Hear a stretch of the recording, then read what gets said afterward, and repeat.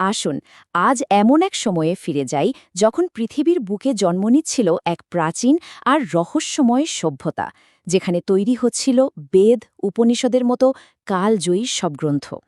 আজ আমরা প্রায় ৫,০০০ বছরের এক অবিশ্বাস্য যাত্রায় ডুব দেব আর দেখব ভারতের সেই ভিত্তিটা ঠিক কীভাবে তৈরি হয়েছিল। এক কথায় বলতে গেলে ভারতের ইতিহাস একই সঙ্গে মহিমামণ্ডিত, রক্তাক্ত আর নাটকীয়তায় ভরা। এই বিশ্লেষণে আমরা সেই গল্পের গভীরে যাব, জানব কিভাবে একটা মহান সভ্যতার জন্ম হলো আর তার সাংস্কৃতিক মেরুদণ্ডটাই বা কিভাবে তৈরি হলো। তো চলুন দেখে নিই আমাদের আজকের যাত্রাপথটা কেমন হবে। আমরা ভারতের প্রাচীন যুগ থেকে শুরু করে মহান সিন্ধু সভ্যতার উত্থান, তারপর তার সেই রহস্যময় পতন এবং একটা নতুন যুগের সূচনা দেখব, আর সবশেষে বোঝার চেষ্টা করব কিভাবে এই প্রাচীন ভিত্তি আজকের ভারতকে গড়ে তুলেছে। তো শুরু করা যাক একেবারে গোড়া থেকে, ভারতের প্রাচীনতম অধ্যায় দিয়ে। এটা কিন্তু প্রায় ৫,০০০ বছরের এক লম্বা যাত্রা। একবার ভাবুন, যখন মিশরে পিরামিড তৈরি হচ্ছে বা মেসোপটেমিয়ায় সভ্যতার আলো জ্বলছে, ঠিক সেই সময়ে কিন্তু ভারতীয় উপমহাদেশে জন্ম নিচ্ছিল এক অসাধারণ নগর সভ্যতা। এই টাইমলাইনটা দেখলে ব্যাপারটা আরও পরিষ্কার হবে। দেখুন, প্রায় ৩,০০০ খ্রিস্টপূর্বাব্দে সিন্ধু সভ্যতার উত্থান, যেটা প্রায় ১,০০০ বছরেরও বেশি সময় ধরে টিকেছিল। তারপর ১৯০০ খ্রিস্টপূর্বাব্দের দিকে এর পতন শুরু হয়, আর এর ঠিক পরেই প্রায় ১৫০০ খ্রিস্টপূর্বাব্দে শুরু হচ্ছে বৈদিক যুগ। এই বিশাল সময়কালটাই আমাদের আজকের আলোচনার কেন্দ্রবিন্দু। এবার আসা যাক সিন্ধু উপত্যকার সেই বিখ্যাত সভ্যতার কথায়, যাকে আমরা হরপ্পা সভ্যতা বলেও জানি। ভাবা যায়, মাত্র ১৯২০-র দশকে আবিষ্কৃত এই সভ্যতাটা ছিল এক অবিশ্বাস্য রকম উন্নত, নগর কেন্দ্রিক একটা সমাজ। এর আবিষ্কার তৎকালীন বিশ্বকে রীতিমতো চমকে দিয়েছিল। এর বিশালতাটা একবার ভাবুন তো, প্রায় ১২ লক্ষ বর্গ কিলোমিটার জুড়ে ছড়িয়েছিল এই সভ্যতা। মানে আজকের পাকিস্তান, পশ্চিম ভারত আর আফগানিস্তানের কিছু অংশ সবটাই নিয়েছিল এর বিস্তার। এটা ছিল প্রাচীন পৃথিবীর অন্যতম বৃহত্তম সভ্যতা। হরপ্পা আর মহেঞ্জোদারোর মতো শহরগুলো তো ছিল রীতিমতো এক বিস্ময়। মানে সেই সময়েও তাদের রাস্তাগুলো ছিল একেবারে জ্যামিতিক নকশায় সাজানো, যাকে বলে গ্রিড প্যাটার্ন। বাড়িগুলো ছিল পোড়া ইটের তৈরি, আর ছিল ভূগর্ভস্থ ড্রেনেজ ব্যবস্থা, যা সেই যুগের জন্য ছিল একটা বিপ্লব। আর মহেঞ্জোদারোর সেই বিখ্যাত গ্রেট ব্যাথ বা বিশাল স্নানাগার, ওটা হয়তো তাদের সামাজিক আর ধর্মীয় জীবনের একটা খুব গুরুত্বপূর্ণ কেন্দ্র ছিল। আচ্ছা, এদের অর্থনীতি চলত কিভাবে? মূলত কৃষি আর ব্যবসার উপর ভিত্তি করে। তারা গম, যব চাষ করত, আর তারাই সম্ভবত ইতিহাসে প্রথম তুলার ব্যাপক চাষাবাদ শুরু করে। মেসোপটেমিয়ার সাথেও তাদের নিয়মিত বাণিজ্যিক যোগাযোগ ছিল। আর শিল্প, ওই যে ডান্সিং গার্লের মতো ব্রঞ্জের মূর্তি, ওগুলোই তাদের শিল্প দক্ষতার অসাধারণ প্রমাণ। মনে করা হয় সে সময়ে মাতৃদেবী আর ষাঁড়ের পূজা হতো, আর যোগাসনের শুরুটাও হয়তো এখানেই হয়েছিল। কিন্তু এখানেই গল্পে একটা বড়সড় টুইস্ট আসে। এত উন্নত একটা সভ্যতা হঠাৎ করেই যেন সময়ের অতলে হারিয়ে গেল।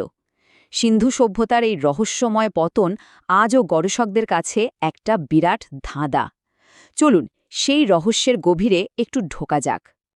প্রথম আর সবচেয়ে বড় যে রহস্যটা আমাদের সামনে আসে, তা হল এদের লিখন পদ্ধতি বা লিপি। প্রায় ৪০০টা প্রতীক দিয়ে তৈরি এই লিপির পাঠোদ্ধার আজও করা সম্ভব হয়নি।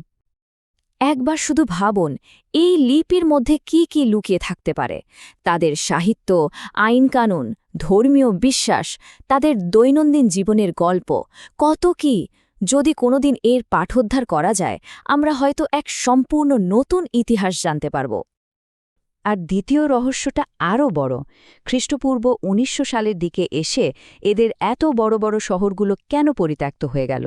কেন এত উন্নত একটা নগর সভ্যতা এভাবে ভেঙে পড়ল? এই পতনের কারণ নিয়ে কিন্তু গবেষকদের মধ্যে অনেক মতভেদ আছে। কেউ বলেন জলবায়ু পরিবর্তন বা নদীর গতিপথ বদলে যাওয়াটাই মূল কারণ, আবার কারো মতে ব্যবসা বাণিজ্যে ধস নেমেছিল। বিদেশি আক্রমণের কথাও বলা হয়, যদিও এই আর্যদের আক্রমণের তত্ত্বটা নিয়ে ঐতিহাসিকদের মধ্যে আজও বিরাট বিতর্ক আছে।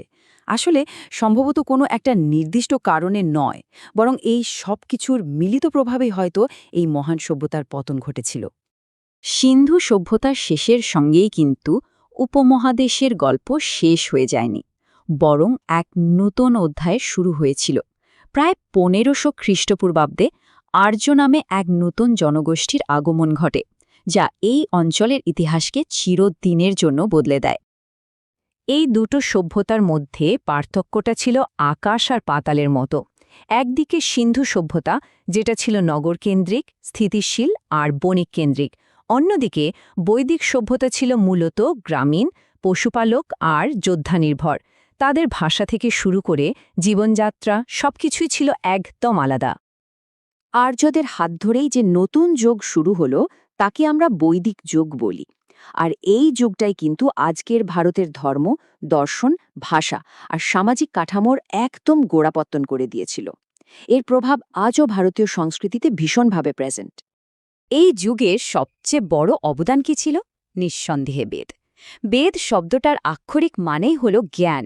বৈদিক সংস্কৃতে লেখা এই গ্রন্থগুলোই হিন্দু ধর্মের মূল ভিত্তি আর তৎকালীন সমাজ জীবনের এক জীবন্ত দলিল। বেদ কিন্তু একটাই বই নয়, এর মূলত 4টি ভাগ। ঋগ্বেদ হল দেবতাদের প্রশংসায় ভরা স্তোত্র। যজুর্বেদে আছে যজ্ঞের নিয়মকানুন। সামবেদ হল সুর করে উপাসনা করার মন্ত্র। আর অথর্ববেদে রয়েছে বিভিন্ন মন্ত্র, জাদুবিদ্যা, এমনকি চিকিৎসাবিদ্যা সংক্রান্ত জ্ঞান। এই সময়ে আরেকটা গুরুত্বপূর্ণ সামাজিক কাঠামোর জন্ম হয়, যা হলো বর্ণপ্রথা। যদিও শুরুর দিকে এটা ছিল মূলত পেশার উপর ভিত্তি করে একটা ভাগ, যেমন ব্রাহ্মণ মানে পুরোহিত, ক্ষত্রিয় মানে যোদ্ধা, বৈশ্য মানে ব্যবসায়ী আর শূদ্র মানে শ্রমিক। কিন্তু সময়ের সাথে সাথে এটাই জন্মভিত্তিক আর কঠোর একটা সামাজিক প্রথায় পরিণত হয়, যা পরবর্তীকালে ভারতীয় সমাজকে গভীরভাবে প্রভাবিত করেছে। তাহলে আমরা দুটো আলাদা ছবি দেখলাম, একদিকে সিন্ধু সভ্যতা, অন্যদিকে বৈদিক। কিন্তু আসল ব্যাপারটা হলো এদের মিশ্রণ। ভারতের আসল শক্তিটা কিন্তু এই দুইয়ের মেলবন্ধনেই লুকিয়ে আছে।